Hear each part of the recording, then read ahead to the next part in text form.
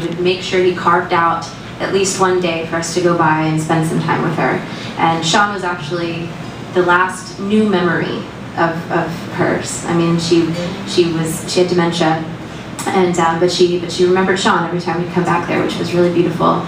And she didn't remember we were married, but she remembered that What do you were about together. the question? So I don't know. my grandma lived her life in the shadows of everybody else. She always felt kind of inferior to her sisters and to her husband and to her everybody, because she just had this this self-esteem that, you know, we loved her so much, and she never you know could get out from under these shadows. And when she got dementia, she actually kind of forgot about all that. And it was really cool because she was really funny. She was like the funniest one in the whole home, and she cracking jokes, pulling pranks. It was like, what? It was amazing. She stopped worrying about things, and it was beautiful. So when she passed, I told Sean I really wanted to write her story, and you know, it was really hard for him because he's like, well, this is going to be like totally different from anything I've ever done. You know, this is very specific, and I had something in my mind. But of course, I don't play an instrument, so I'm like, I want it to sound like this, and he's like, what? But it happened, and I'm so happy about it. And it was really wonderful because since we were on tour, you know, it was hard to grieve. And then we got to the studio, and we were recording this, and I mean, she was in there with me, man. It was really intense. I actually had a moment where I was up on the ceiling of the studio looking down at myself, and that's never happened before. I've never had an out-of-body experience like that before. But I broke down, and I was really having a hard time singing. Sean broke down, Lee broke down, the engineer broke down, everybody was crying. And it was really powerful. So yeah, so I hope you guys enjoy this. It's Dorothy.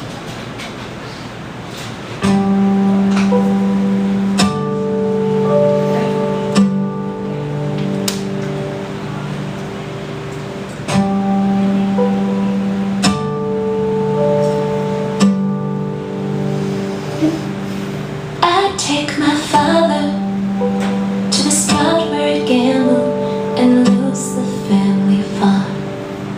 He would drink whiskey like it's the end of the world. I'd lead him back to the truck in my arms.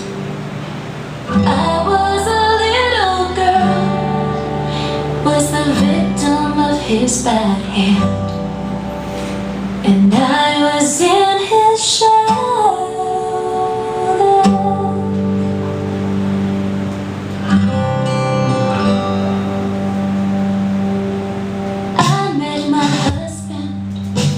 When the leaves started changing in 1923, he would shoot free throws, I'd twirl in the air, the Royals of varsity. He was my only one, we'd talk for hours on end, till he joined the Air Force. I'd wait for the letters that he would send, and I was in love's shadow then.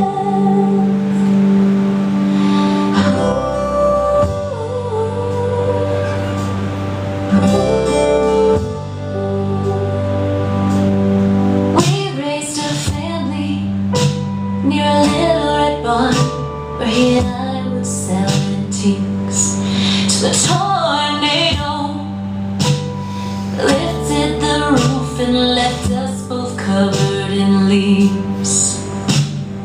We didn't know it yet, he would never be the same, but he had a lion's heart. We would reminisce till his dying day, and I was in death's shadow then.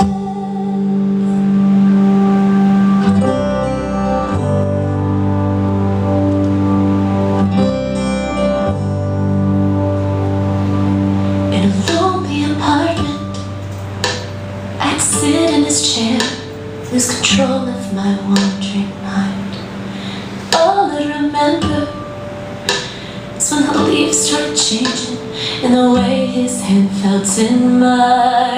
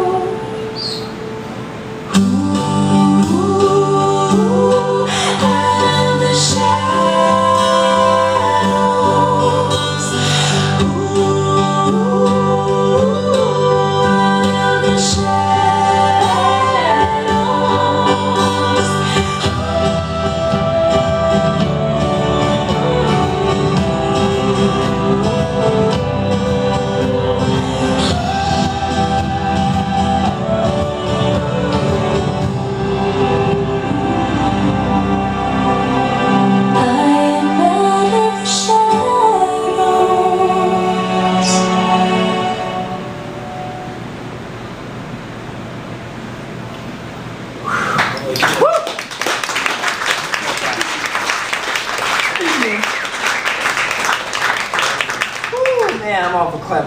I'm seriously, I'm like, just, let's get to I our brought upbeat song. tissues. I just all on the front row because it's Flagship. That's seriously my favorite vocal you've ever done. Thank you. It's wonderful.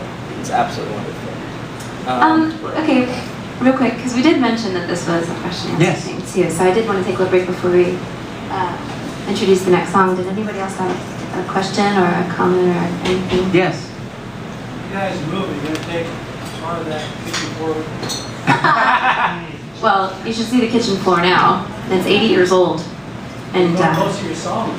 I know. yeah, right? I think we're gonna have to just See what that kitchen floor brings us. yeah. Just little piece. Oh my gosh, yeah. We should sneak into it, and chip a piece off, and run out. You might be able to tell a lot because it's white. Oh yeah, true. Yeah. That's funny. Yeah. Yeah. Trying to be ragged. Yeah. All right, cool. This is my brother's favorite song. This is your brother's favorite song. So this song was written in our friend Sam and Anthony's living room, on their living room floor, and this is a song. It doesn't really have too big of a story, except it was another one of those ones where we showed it to Lee, and Lee kind of just blew it up. Yeah. And we looked into it, and We were being very metaphorical. And he was like, "Can we simplify this?" he said, I want it to be artistic, and I want you to have lyrical freedom, but he said, I want to be able to print these lyrics out, and I want to read them to somebody. And I want to just read it top to bottom, and for them to completely understand what Like it an is that you're 8-year-old. trying to say. Yeah, an Yeah. 8-year-old. And so we wrote this song, and it's about, you know, we try to act out of love so often, and we encourage everyone to act out of love all the time. But sometimes acting out of love is it's the hardest thing to do. Sometimes you love somebody and you want to keep loving them even though you might disagree about, I don't know, lifestyle, politics, and whatever. And you try your best to love, but sometimes it just wears you out. Sometimes it wears you out trying to continuously be that person. And so this song's about that. This is an upbeat one, and It's rocking. it's rocking, dude. It's rocking. We wanted this record to just be like something we could look back on. It's just like records are snapshots, and they're sonic snapshots, and we just had. I know I keep saying that we had so much fun with it, but we really did. So this is Running Me Ragged. Get ready. The snare drum roll at the beginning's a little loud. Here we go.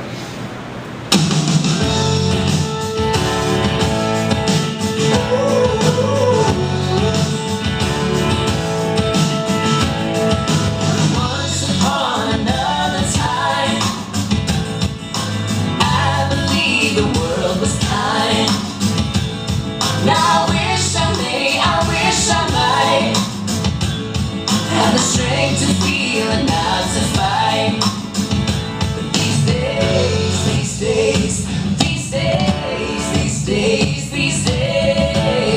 it feels like love is running me ragged. It feels like love is running me ragged.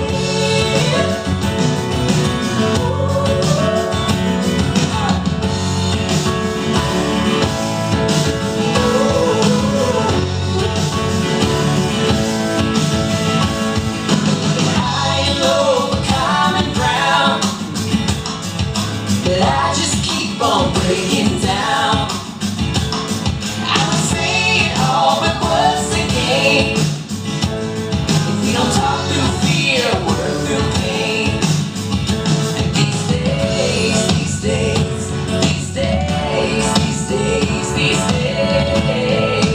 feels like love is running me ragged. It feels like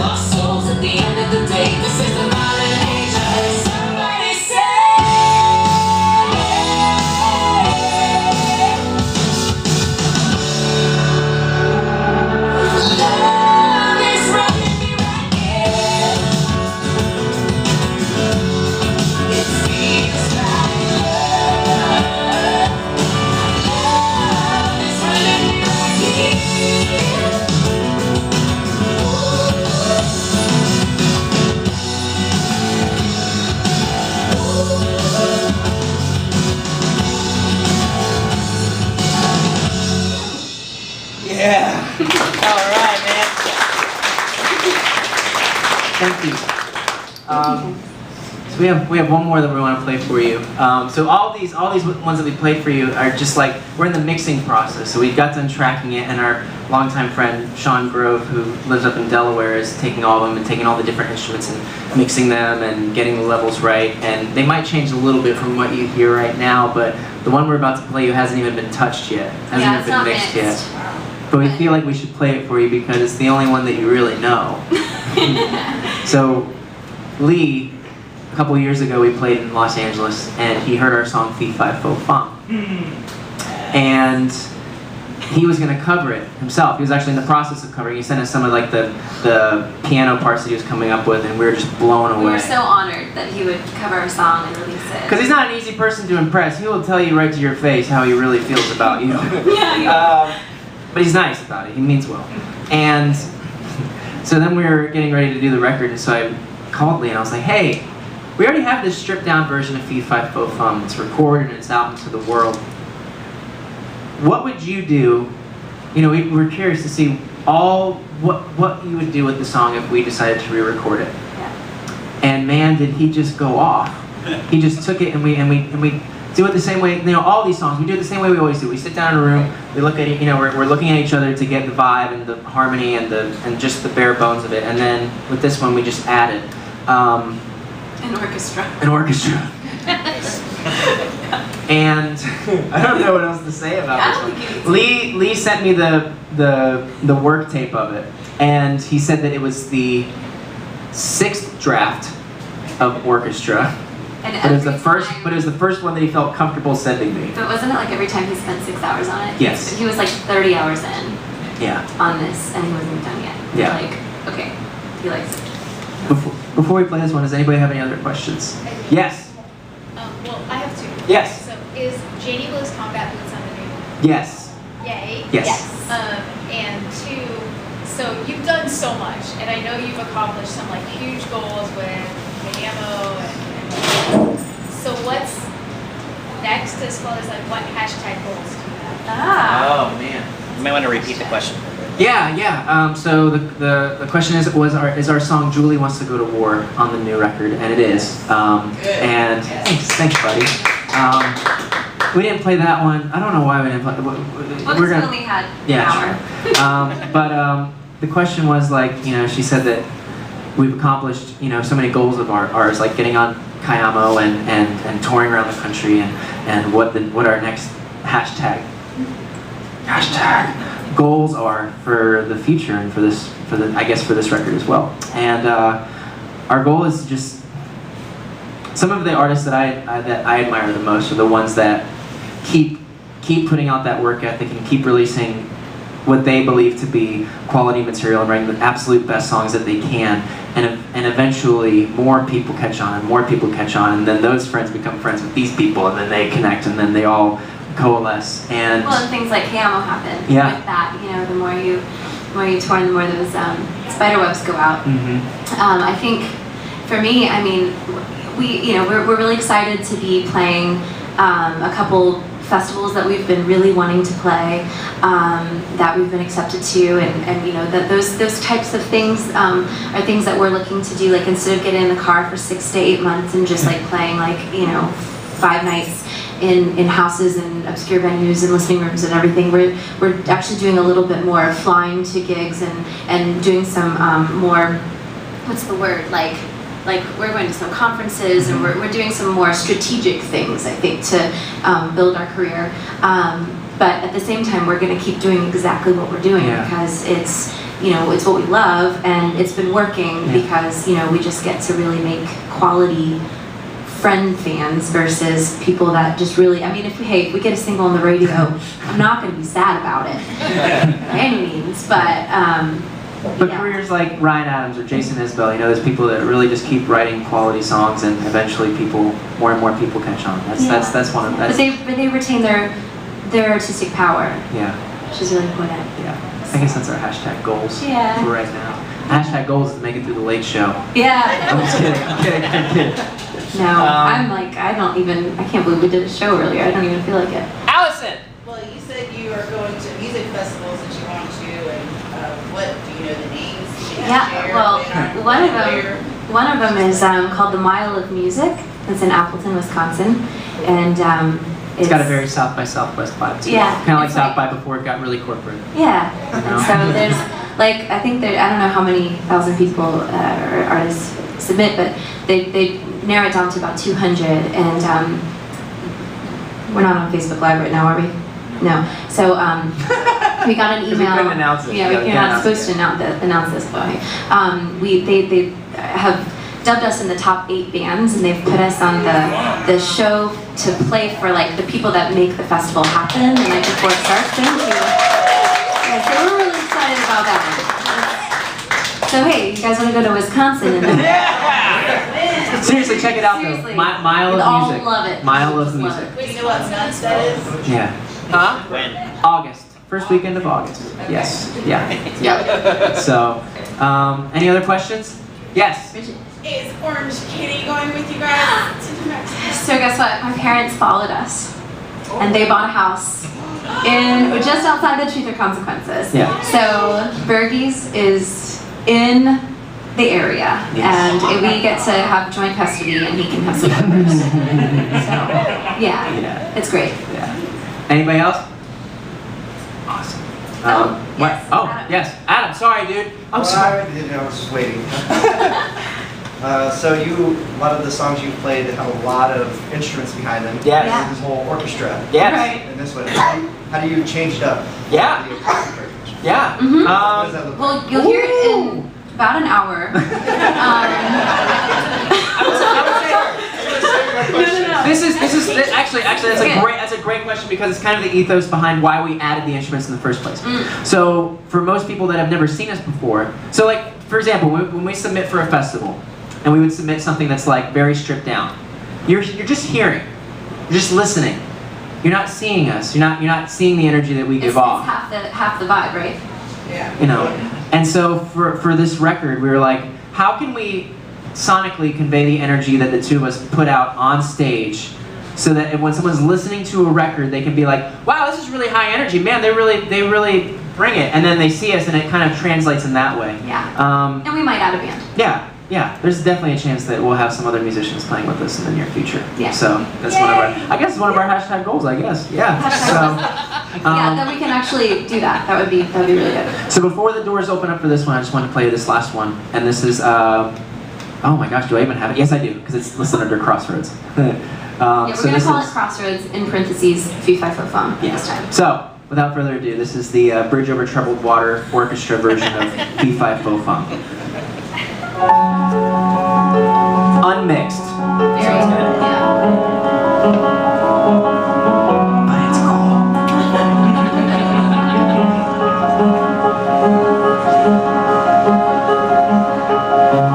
Do you ever feel like you don't know yourself? Living through somebody else, spending hours studying the eyes of a face that you don't recognize. I've been blessed with taking on the looming task of pulling back a real life mask. Find a soul that's chained inside of me. Set it loose by swallowing the key. Loose by swallowing the key. I am at a crossroads where the loneliest call home. I'm dying to find what's underneath these bones. So crack my shell, watch me go.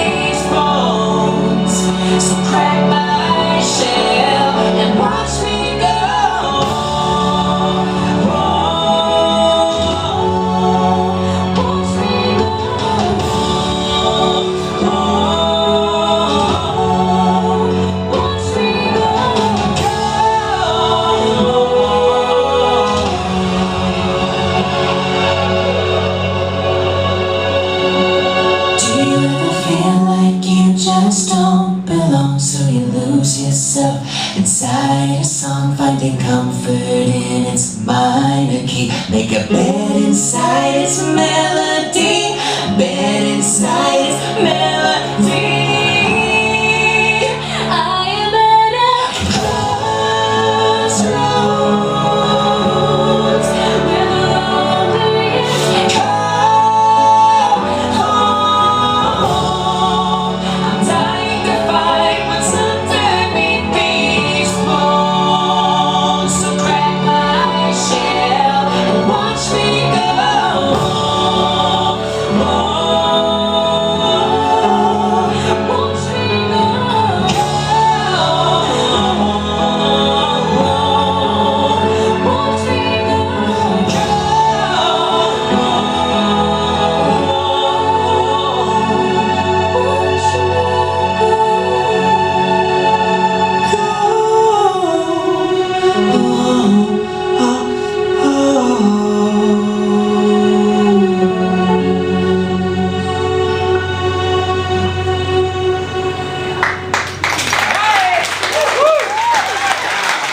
Thank you so much.